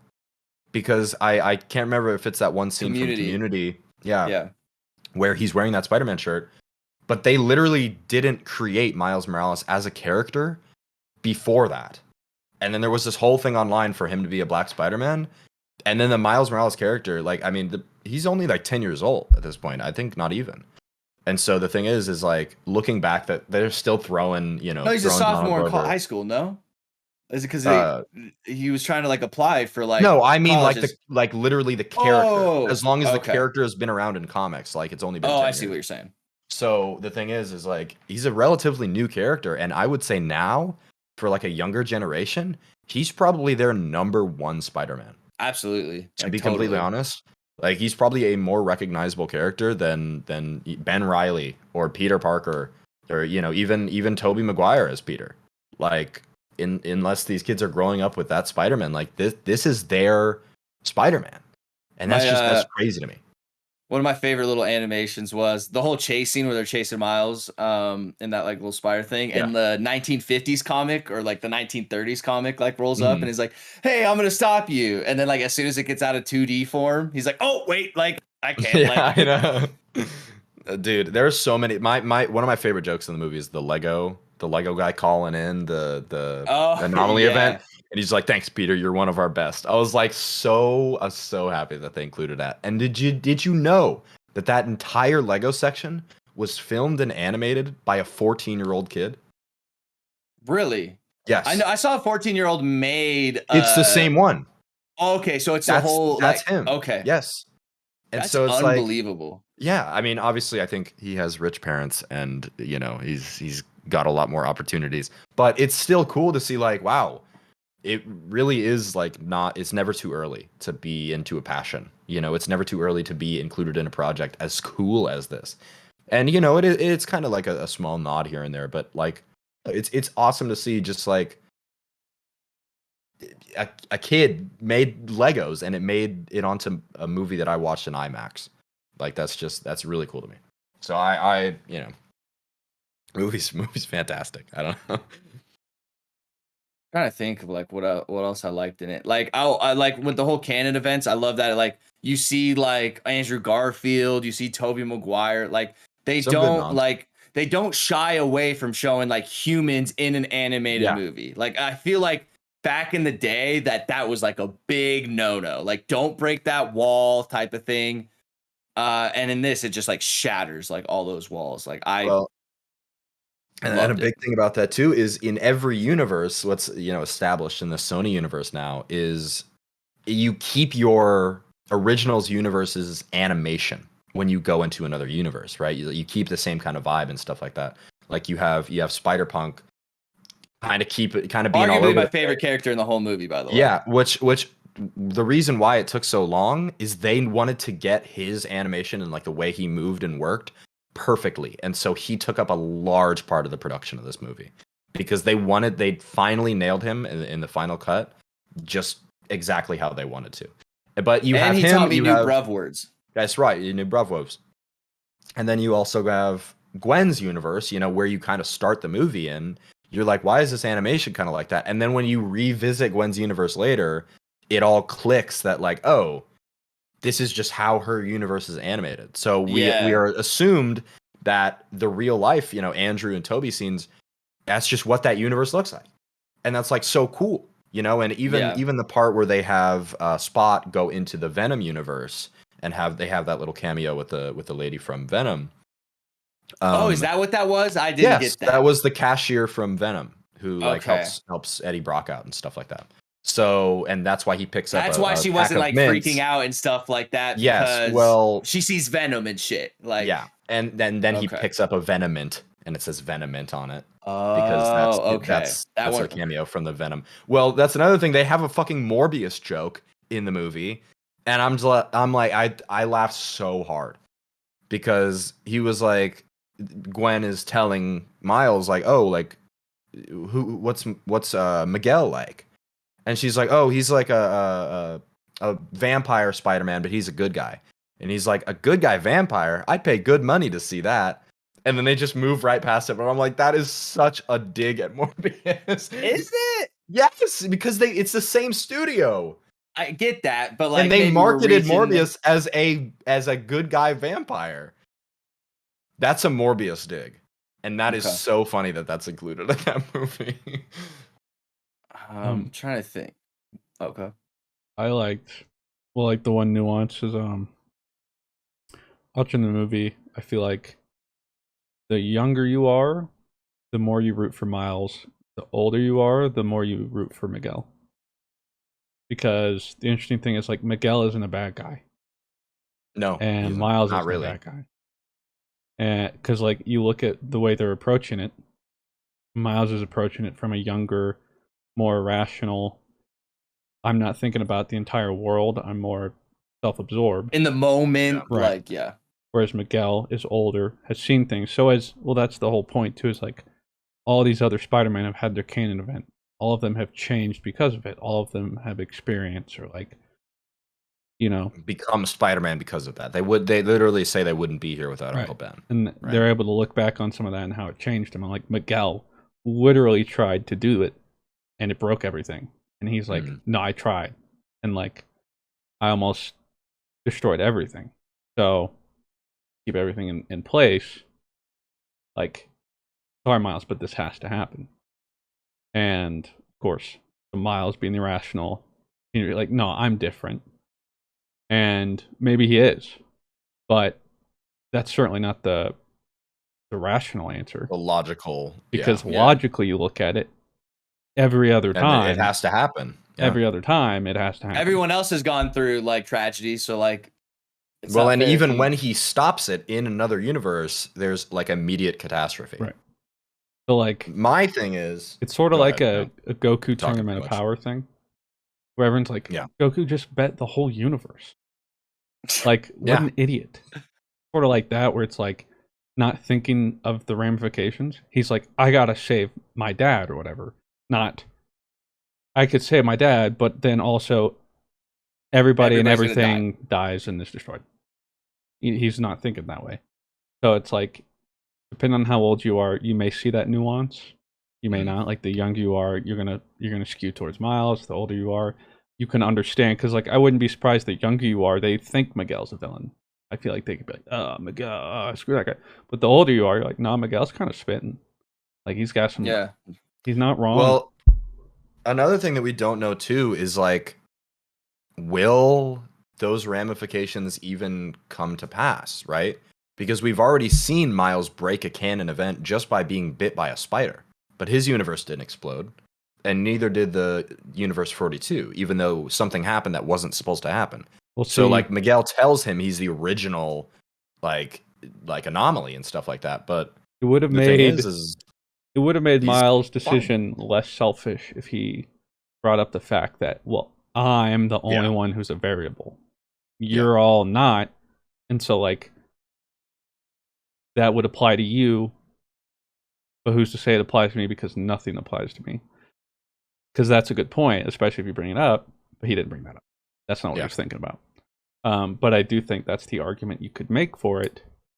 But again, it's like one of those things where it's like, do you really want to test it? Because the ramifications... That's it. I mean, but you also, from Miles' perspective, that's another thing about this movie. Such amazing relationships between like parent and child and parent and parent. Like, I can't remember the last time I've been to a movie and been like, wow, like that's a really solid, like just full parent-child relationship. And also, parental, like marriage. Like it looks real. It feels real. And I can imagine for someone who is probably Afro-Latino, it feeling even more real. Like that's the thing, is I'm a white guy, and I'm sitting here like, damn, that's exactly like my dad. I will. So I saw the movie with my bruv, who's from Ireland, and his name's William, and I gotta say, like, it was really cool seeing his reaction to like Rebel Spider-Man. Because William's African American as well, finds himself in like Europe and like all that kind of shit. So like, he came out of that and was like, that was me on screen. You know what I mean? And was like, that was so cool. Like, he's from England? well, yeah, no, he's obviously from Ireland. It's the United Kingdom. It's the same thing. Okay, so he wouldn't be African American. I needed to specify. But go ahead. Sorry. No, William is African American. Is he American? Oh, my bad. My bad. You're right. But like, it was still like a really cool thing for him to like see that, and he was literally like, that was me on screen. You know, it was like my first time literally seeing somebody like saying that and feeling represented, and it was like just really. Well, I mean, cool look at that. It's that kind of shit's important, and this is why. Yeah. You know, and I all those characters were just fantastic in their roles too. Like none and like of them... I love when he said like bruv talk, and like on the bottom right it was like Scooby, and like explained like what Scooby meant. And I was like, oh, okay, like, yeah, like new word for me to use. Yeah. Like it really was just piece by piece. Like I can't really look at a moment in that movie that I didn't like fit. No, like you said, the audio was it. Like, yeah. Well, and another thing too, the directors went off to say that, oh, they wanted to put like long stretches of live action in the movie, and they didn't end up doing it because it didn't feel right. Like it didn't feel like a fit. And that's the thing. I'm looking at the live action bits that we did get, you know, the Andrew and even the Venom, you know, little scene. Yeah. If they had done any more, I feel like it would have fell out of place, or it would have been like a joke that was, you know. Yeah, just kind of like, we get it. But that's the thing is, I think they nailed their final cut, honestly. I am excited to see like the gang get back together from the first movie. Yeah. Like they're like, and we got like our homies back, and it's just like all of Miles's friends like behind him. Yeah. And then like you were saying, Christian, in your non-spoiler part, that like you don't want the movie to end, and you feel like there's so much more to come, but then it's like, man, this is really peaking. Music's getting kind of hype. We're kind of about, like this is about to end, isn't it? No. Yeah. Well, that's the thing too. Like it's Eternals. Take some notes. This is how you introduce an entire group of people and make us care about basically every single one of them. Because we've already had our moments with the original, you know, Spider-Ham, Spider-Noir, Penny Parker. We already know them, right? If they were in this movie, like front and center, we wouldn't have gotten enough time to learn about our new characters. You know, so it's like these movies split up perfectly. Okay, here's your first batch of characters, and then we're gonna keep Gwen, we're gonna keep Peter B, and then we're gonna move forward Miles and introduce these other characters. And it's like, okay, cool. So I know everyone, you know, and so moving into this third, if they all have kind of equal roles or whatever, we know their connection to Miles, we know their relationship with him, we know why they're here to help, we enjoy them, you know. So it's like that's how you do that right. Instead of trying to introduce everyone at the same time and trying to make you care about every single person and every single detail. Yeah. Because it gets too muddy. And so, again, I think they nailed it. Like, it might even be... We might even see that with The Flash coming up here soon. Like, we don't know enough about these characters, and they literally are going to throw so many things at us to try and make us care about it, rather than, you know, having it, you know, naturally... I'm not excited for the Flash, and the Flash is my favorite DC superhero. So I don't know. I mean, I'll see it. Obviously, I'm going to see it, but it feels like it's going to fall short for me. And that's the thing too, is something I'm realizing with even just watching Spider-Verse. I don't even have superhero movie fatigue. I think I just have bad movie fatigue, because I realized we not only got Guardians like 3 months ago, or not even, but now we have this animated comic book movie, and they're both like now two of my favorite movies of all time. You know, they're both at the top of my list for each of their specific roles that they fill. And it's like, they're not coming out. We're not getting too many superhero movies. We're getting too many bad superhero movies that they're just pushing out to just push out. And it's like, man, I really wish we had, you know, more care put into these movies, more, you know, actual writing and direction and character stories and development put into some of these movies. Because with The Flash coming up, I'm hoping that it continues the trend of just having a you know, home run superhero movie. But seeing how its run has gone, I have little faith. Run has gone as the Flash. Sorry. For my case, I still think it's superhero fatigue. Like, Yeah. I liked Guardians, but not as much as everyone else. And even though I was like, this is a good Marvel movie, and I walked out like that was good, it just didn't have the same impact. Mhm. Whereas like, Yeah. I think like Spider-Man, for instance, I think the fact that it's so disconnected and animated, like just so different. I do think I'm just like a little fatigued. Like there's a Blue Beetle or whatever. I couldn't care. All right, now that, hold on. No. That's It could, Blue but Beetle sweep. I just Okay? don't care. And also, while we're on the topic, screw you guys for disrespecting I knew Ben this 10. was coming. Okay, no. You don't get to get away from this. Okay, the Omnitrix, dude. This is to all my brothers. No, let's just start who by had to saying, sit how here did and I listen disrespect him? I went, to I the don't know disrespect. anything about Ben 10. You were the least offender, Mr. I was Fruit, like, will I say. can't talk because I don't. You were the least offender on this topic. But I was on a plane. I'll take the heat. I'm on a plane on the way back from Virginia. Me and Charlotte were visiting her family, and I felt like I was in a straitjacket. All right, because I couldn't scream at you guys. So I'm sitting there with my headphones in, and I have no signal, so I can't even tweet about it.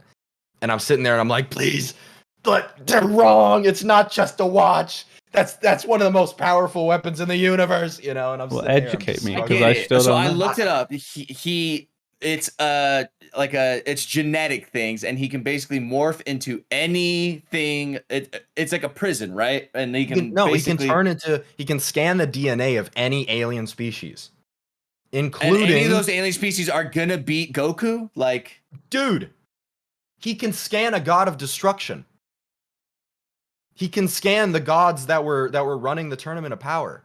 One of those little Zemo guys or whatever.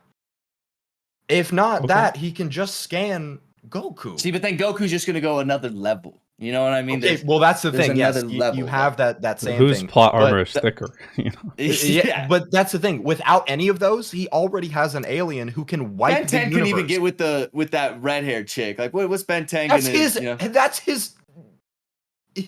Oh, dude, that's his. His family. He's related to Gwen. Makes sense then. He fumbled that canon event. Yeah. No, he didn't. That's his family. All I know is Goku probably would have finished it out. Him and Chi-Chi. You know, Ben 10 is lonely. Goku is not.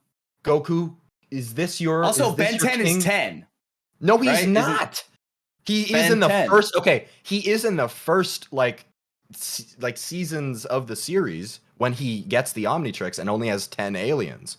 But then he grows throughout the series. And so if you're taking episode 1 Ben up against Tournament of Power Goku, yeah, he's gonna lose, dude. Yeah, but if you're taking Ben 10 with Alien X, like Alien X? Yeah, what Alien X, go ahead, look up Alien X right now, Rob, okay? I'm looking up Alien X. Because even without scanning Alien X Ben 10. Even without scanning anything in the Goku universe, in the Dragon Ball universe, he can just turn into Alien X and wipe Goku from I'll tell you what, Alien existence. Alien, you remember that Fortnite skin, Mr. Fruit, that Ninja got for having the Galaxy Samsung? That's what Alien X looks like. Yeah, exactly. Actually, yes. But go ahead and read me the stats page for Alien X, Rob. Oh, there's a stat page for Alien X. Okay, he has his own fantasy card. Yes, I'm an adult. Alien X is a humanoid alien whose entire body is solid black, excluding his hands, which are white. Personality, powers, and abilities. Alien X is able to warp reality, time, and space with ease at any level he wishes. Even his thoughts can become real. In short, Alien X can do anything. Alien X is nearly invulnerable as he is completely unharmed when Annihilator destroyed the universe around him. Alien X is also capable of containing the explosion of an Annihilator demonstrated by Skurd when he used Alien X's DNA to create his arms for Ben 10's aliens to contain the Big Bang. Yeah. Okay, but defenses go up in Ultra Instinct. He's very. That just sounds like such a boring character. Dude, what is this word? The Annihilar Genesis No, I mean, Toratalian he sounds strong, but like, what next? You know, like you've written. There's no the power scaling element. Like, is the power here's Alien the thing. X can create and recreate an entire universe at will. Here's the thing. It is kind of balanced out because Alien X has to reason with 2 other like Mortis-like gods of the universe. So he basically has to deal with these 2 faces. Oh no, he has to decision. have debate club. Okay, so he here's has his to weakness. like convince both of the. Yeah, so I got you. In order for Alien X to perform any action, including simple movement and transforming back, all 3 of his personalities must agree to do so. This has proven to be a major weakness, as Serena and Bellicus were not interested in dealing with the present affairs and wanted to finish past ones that were not possible to deal with without Ben. So, that makes it a little more rather than just literally God. Just like, he has to deal with his Goku wins then. Personalities. He just appeals to one of the one of the personalities, and they're like, "Hey, we like Goku." Nah, he's spitting. Maybe one of them. You guys go do the stuff with Ben, and they're like, "Oh shit, you're right." Like, Ben needs to go get a haircut. Gonna create the universe, and so wait, see, that's the thing. Alien X isn't Ben then, or is Alien X? He is an alien that Ben can turn into, and then yes, he becomes basically a cosmic entity. So there's there's one Alien X out there, but then Ben can be like, now there's 2, and like, or he just kind of become. Wait, when did he find him? Because he has to scan him, right? I think his Omnitrix gets upgraded throughout the show by this really smart alien guy, and so he continuously gets upgrades, and that just might have been one of the upgrades, like cosmically, that happened. I don't remember. I was 15 when I watched this, but anyway, the point is, that was like leave down in the comment section below. Well, I mean, look, I'll be honest, that Alien X sounds like who beats that? I don't know. Exactly. But see, I didn't know that. Like when you mentioned the only episode I've ever seen of Ben 10 was the pilot. That's all I know. So I don't want to come in here and just be like, oh, he solos Goku, because I feel like that's unfair. But I, at the very least, wanted to talk back at Blue's bitch ass, being like, "Oh, this 10-year-old kid is gonna get wiped by Goku." Dude, he's a deity. Well, all right, crazy. Like, just put some respect on my man Ben's name. Okay? That's all I'm asking. I'm looking up the first appearance of Ben. Alien X. He appears in season 1, the 13th episode of season 1. He's like one of the first things he gets, I guess. I don't know if he scans season 1, episode 13. I don't know if he scans him at that point. He skipped to the end game immediately. That might be like a Thanos teaser for Alien X. He does not have Alien X. It's sort of like Ho-Oh showing up in the pilot of Pokemon. You know? Exactly, yeah, right? Like Ash doesn't catch him, right? See, and it looks like there's different Omnitrix too, like the reboot, classic, Ben 10,000, Anatrix, Ultimate Trix, Ben 10,000, Ken 10, Albedo, Dimension 23, Mad Dimension. Yep. See, when we talked about it, the conundrum of the battle appeared to be Ben can scan and turn into them. And so then my argument was, well, is he immediately as knowledgeable, proficient as Goku in his own body? Because that's what I was figuring out. And I was like, well, Goku would probably know his body more. That's all I know. He does immediately scan the instincts and tactics of the most. I think it's the most averaged out, most powerful version of that species. So he could probably, honestly, if he scanned Goku, he'd probably become Broly. Well, people argued if that's it, I saw that, and he scans the average, he would be like some random dude who died on. I would say the strongest average, not just average. Well, because if you average it out, I mean, like Broly and Goku are freaks, so like 1% of the 1% of the 1%. Well, assuming also, he knows all of Goku's training and stuff like that. Obviously, Goku has a lot built up from his time on Earth too, like his like you said, his fighting styles and stuff like that. Semantics, right? But again, I just at the very least wanted to throw out for the Ben 10 stands out there who I knew probably felt the same way that I did. Well, that's why I was like, people keep asking about Ben 10 versus something. I don't know. Well, that's everybody the thing, wants to know Ben 10 versus. And like my only thing with Ben 10 was you know, when Ben 10 came Yeah, out, you had your. I was 14. You know, like my little brother was watching that shit. I was like, that shit's for babies. Yep. I'm not watching that. No boo boo key ass shit. And I'm not watching that. I had to speak up for the Ben fans, so that's why I snuck onto this podcast today. Anyway, so that's what it was for. It wasn't had to do Spiderverse at all. You're like, all right. I talked a decent amount about that as well, dude. The Ben 10. Oh, I did want to mention. Have you guys seen the whole Nick Merckx thing? I have, yes. I don't think I have. I've been off Twitter for the last 5 days, so. Well, no, like past 24 hours, or whatever. Yeah. For those who don't know, Nick Merckx, big streamer. Used to do a whole bunch of like Call of Duty stuff and Fortnite Battle Royales. Now he does a lot of Apex, but he and Tim the Tatman recently got skins. They're the first people to get like operator skins in Call of Duty Warzone. And people were upset in the first place. And it was completely separate because it's like they don't even play anymore. They're probably trying to get them back to play. Activision Call of Duty just removed his skin from the store because I don't know if it's yesterday, 2 days ago, something. There was this tweet. It was news about this fight that broke out at a protest at a school. I don't know where the school was. Maybe it was in Florida. I'm not entirely sure.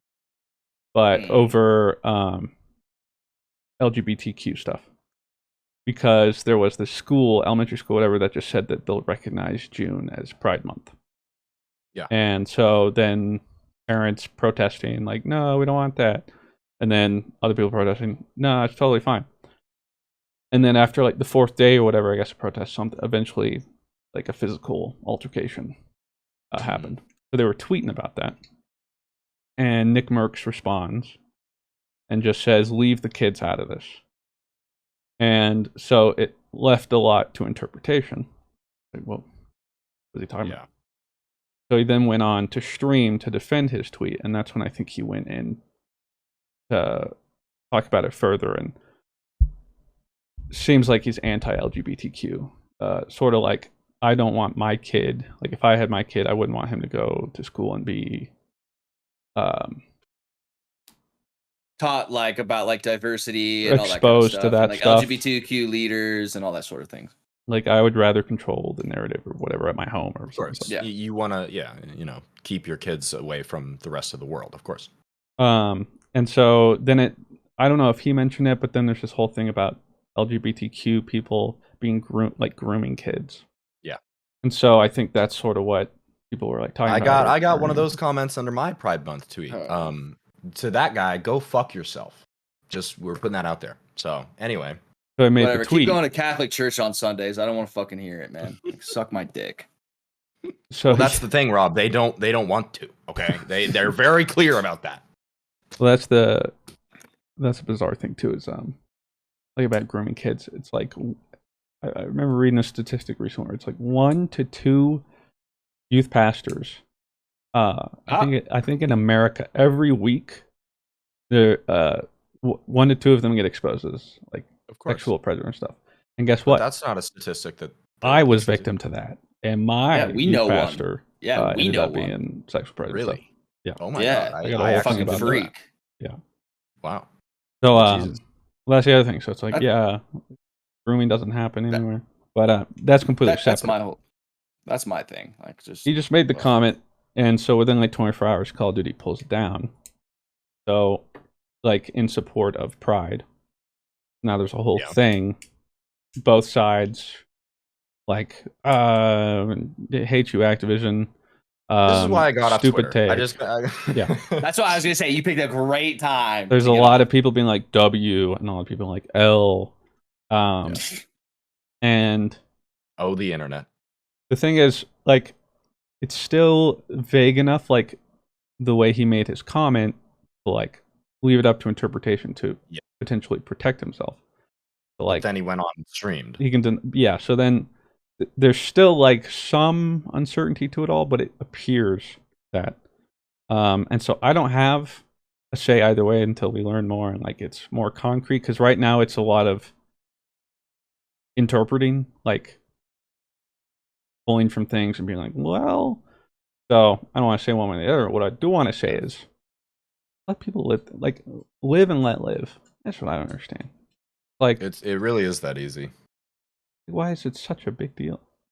Like, who cares if Joe Schmo wants to believe this or Well, that? I kind of thought about it this way. It's like, It doesn't hurt you.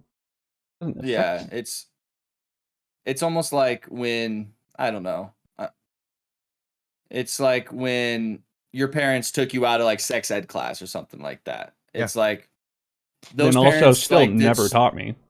yeah, like Exactly. and like you learned, you still learned about it, you know. So like, And our sex education in this country is garbage uh, anyway. yeah, and like The longest it's just time, unfortunate I that thought it like, involved hairspray. I'll just say that. and you know, it's just unfortunate that his kids and those kids, like with the parents, won't be like exposed to that and will probably, you know, have some sort of hatred.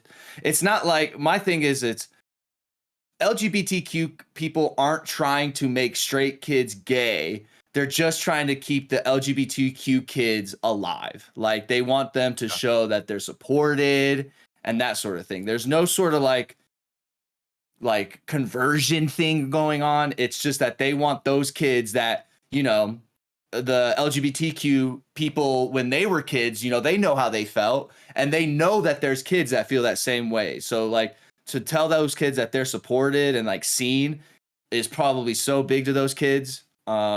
And that's what I like, that's where I see it coming from. It's not conversion, it's trying to help those kids be seen and There's heard. also the argument where they're like, I don't, like the exposure, and kids don't need to be exposed to this, or people so on. But they're exposed to the straight culture all the time. It's perfectly fine.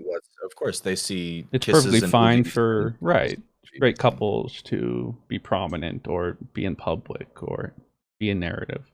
The whole argument is like, well, everyone's exposed to that. When like, So they're making kids they're teaching kids about sex, gay sex. It's like, no, they're not. Well, they're just it's the making same it. as it's the same as Yeah. teaching a kid about a normal family marriage, a normal family marriage at home.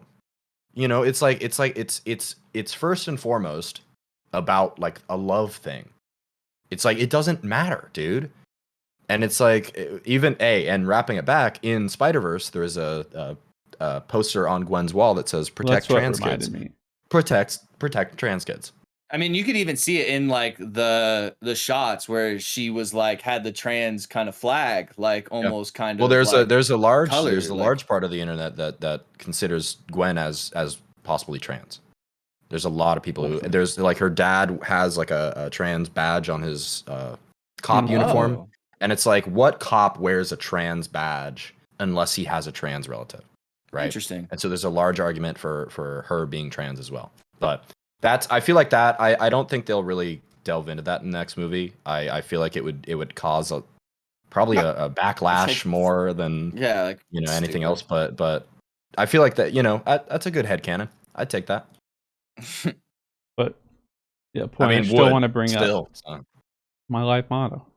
It should be like, why can't it be most people's? Is let people just live their lives as long as it doesn't hurt other people.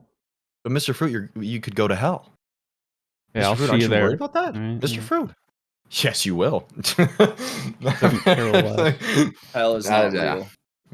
Well, and damn, if it is, it's really shitty that loving somebody else or feeling some type of way that my God programmed me to feel like is what sends me there. What the fuck? Dude, what the hell? Sorry you're hearing it from me, everybody. We're on a floating rock going a million miles hours in space. Nothing really fucking matters. I mean, I'm very wait until I'm Alien very X shows up and just dude, when Alien X shows up and Alien makes X is everybody trans, it's over. All right. that'll show them. Well, this was a doozy of an episode of Boys.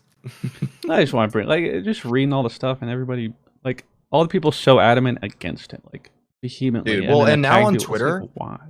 That's why I'm like off Twitter now. I deleted it from my phone because every single tweet I see, if it's about something political or if it's about LGBT stuff, I will immediately go into the comments and the first, it's a check mark. It's a check mark. It's a check mark. Good. They should die. They're going to hell. L Activision. It's the first thing you see. Because now that Twitter is like the way that it is, and its monetization system is absolutely, or moderation system is absolutely in the dumpster.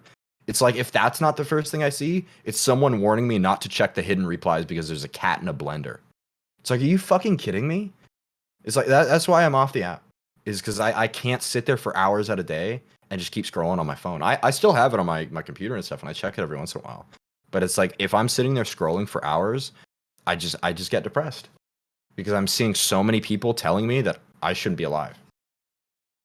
Daily. So, anyway, that's my deal. Just be kind to other people. Or like you said, just let other people be. If you're not you don't have to agree. If you're not hurting me, my family, do your own thing.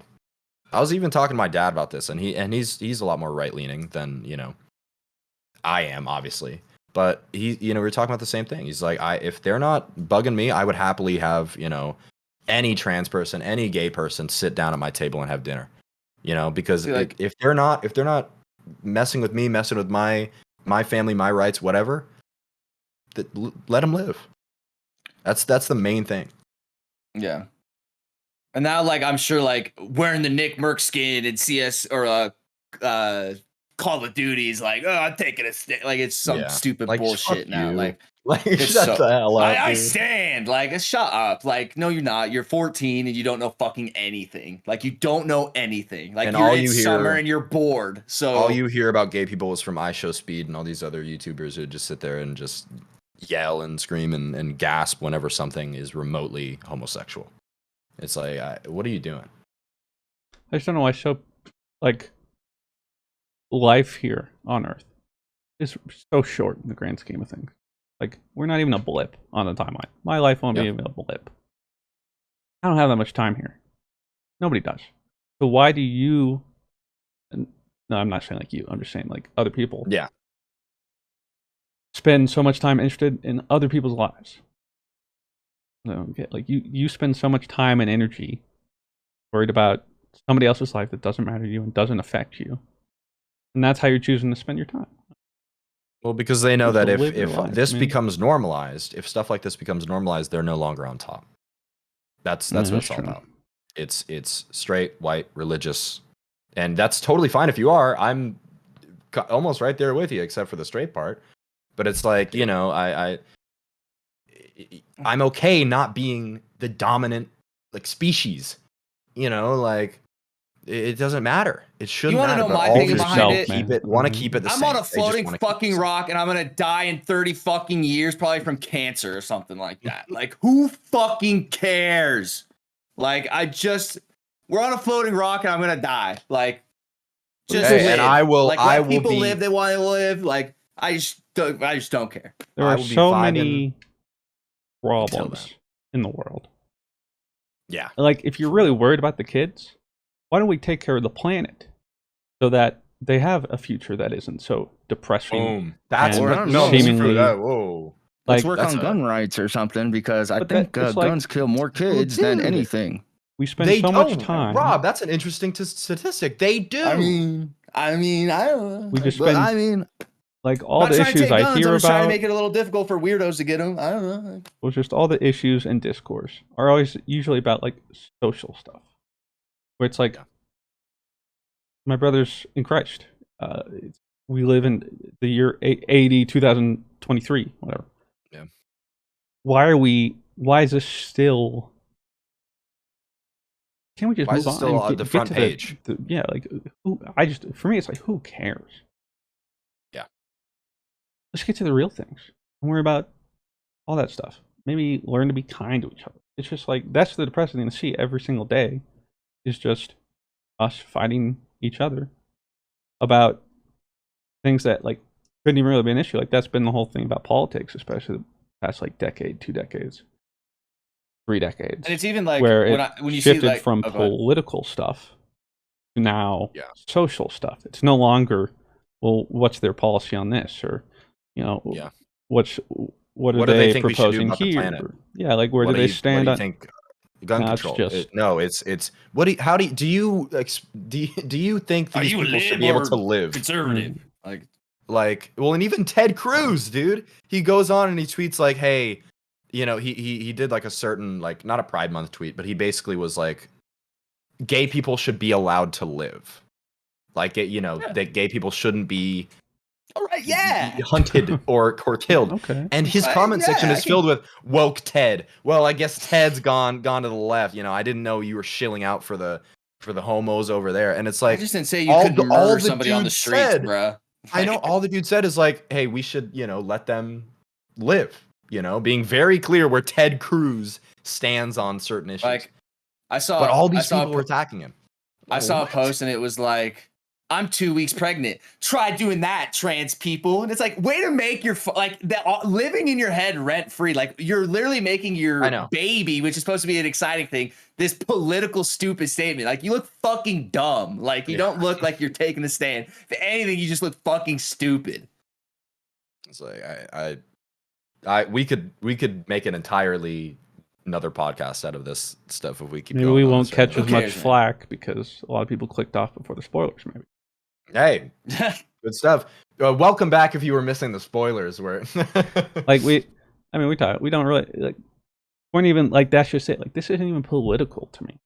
I'm just it honest. Doesn't feel like it should be political, but it will also be very confusing for someone who did skip ahead from the spoilers and then immediately into us talking about and gun control and like if I felt the same way Nick Burks felt, I would say that, but like I don't. I'm just brutally honest, and I feel just a different way about it. Like it's just let them live. Like it's not like a huge thing. Like it's just I think I mentioned it before. People make it their fucking lives. I mentioned it on this podcast before. Not the other way around. If you ever want to know where I stand on something socially, I don't care. If it's somebody else doing their own thing, go for it. Happy for you. As long as it doesn't hurt somebody else. Yeah. That's always where I'll stand. It's really to the point where it you know, that's where it should stand. And it feels like a lot of people don't see it that way. But, you know, then they look back at us saying this shit, you know, and they're like, how dare they, you know, encroach on our children's rights? Or, you know, what about me as a Christian conservative man who's trying to keep his way of life, you know, in the South alive? Like, I was having a conversation at a bachelor party, and this kind of came up, and I'll tell you, was probably like maybe one or two in the only room that like felt the way I did.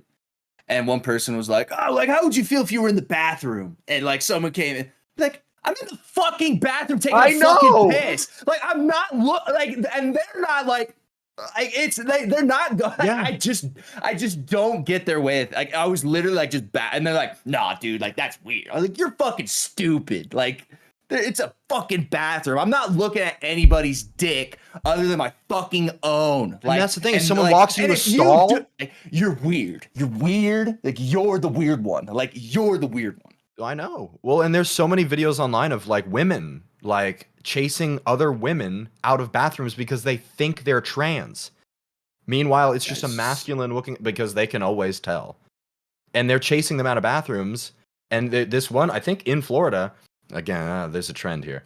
In Florida, there's this one cis woman who was arrested because she was, excuse me, no, actually a trans woman who was arrested because she was using, I believe it was their gender assigned at birth bathroom, right? So it was a trans woman using the male bathroom, and they were arrested because where are they supposed to? They were on hormones, you know, and all this other stuff, and they were in that bathroom, and they got taken away because people were like, oh, why are you in the bathroom? That's not supposed to be the bathroom, because they looked like a woman.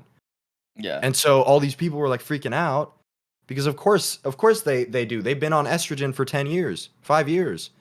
It's like, where does the line get drawn? Also, speaking of like Florida, this would be my last GCX. I'm not going to Florida anymore. Like, that place sucks. I think you're not alone. Like, you're not alone. If GCX isn't moved out of Florida, like I'm not gonna go anymore. Like, I know you're not alone. Last time I do it. I don't blame you at all, because that's the thing is even living here, the only reason I am living here is because I don't have kids. I'm not really going out a ton because I'm here streaming or editing most of the time, so I'm not really out a ton. I don't think I'm particularly in danger of getting killed because of how I am or whatever. I'm not trans or anything. Me and Charlotte are not really openly waving our flags around. But the thing is like, I don't blame anyone who's scared for their safety in the state. Absolutely not. The laws here, the people here. I've seen some like bumper stickers going to Publix that are borderline just literally Nazi stickers on bumper cars. Insane. And it's like, oh, okay, I guess that's just normal. Punch Cool. a Nazi in the face if you ever see one, by the way. It's always okay to punch a Nazi. Well, it's Not closer than legal you think, advice. so. Not legal advice, but I would. No. Yeah, I'll tell you guys this though. I love a real conversation like that. Real life, like digging into something like that. That's what a podcast is for. Yeah. Well, I mean, I really hope that a lot of the listeners appreciate it, or at the very least, if you're not, you don't have to be gay Yeah, I'm not to saying understand like how other people struggle, and the thing is I really hope, even if you're not fully on our side on a lot of these issues, I understand. I was exactly where you were when I was growing up as a conservative, white, straight guy. I get it. I've been there and I've looked from the other side to see like, oh, how could they do that? How could they act like that? But now you're not straight, Joey. But now something did it- changed. So maybe it is No. working or something. Maybe, yeah. maybe you're just proving. Maybe I was groomed. Oh my God, But no, that's the thing is I understand. But try at the very least. I met people. I met trans people. I met black people for a long time. I lived in the whitest part of my Southern California like home. I didn't know minorities. And so the thing is I went out and I met these people in high school. I met them in college, and they became some of my best friends. And it's like I experienced the world. So I implore you, if you're not fully with us on this, that's okay. But I implore you to go out and experience things for yourself. Meet people, learn people, put yourselves in their shoes. Because a lot of the times it's fear, it's hate that's being fed to a lot of pockets of America. And it's like it's making people scared. And I understand it. If all I watched all day was Fox News, I would be scared too. But the thing is please, I implore you to go meet people, learn people, participate, because that is the best possible way to and if you're still, after all that, if you do all that and you're still on your side of the fence, thank you for trying. Thank you for, at the very least, trying to see our side. Well, I think that's as simple as it gets. I think the word you're looking, or like just the word like that, is just have compassion. Like I think compassion is like just what our world lacks at the moment. Yeah. We can't put each other. We can't. It seems like we have trouble of putting ourselves into someone else's shoes and seeing the things that they go through on their daily basis. So like just compassion for people, man. Like just you don't have to agree with them necessarily, but No. you can have empathy. I think a lot of people lack empathy and just can't understand what a normal person goes through. I'm not saying I'm some sort of huge ally by doing this, but if I do see someone who is like someone from the trans community, like working at like Petco, like I make sure to like say thank you, sir, or like something that like makes sure that like I identify them as as correctly as possible. So like if they're wearing their name tag, I will go out of my way to say their name tag, because that little thing, that little compassion I'm showing, Or like that the little 5 he, him. seconds. That little 5 seconds of compassion I'm showing can mean everything for that person. It can change that person's whole day. They can have 10 people that go, "Oh, thank you, ma'am," or something like that, and make them feel like fucking shit. But that one person that shows that person compassion can change their whole day. Just show. And it's easy. How much did that cost you, Rob? Nothing. Like it's just going out of my way to make that person feel like they're seen.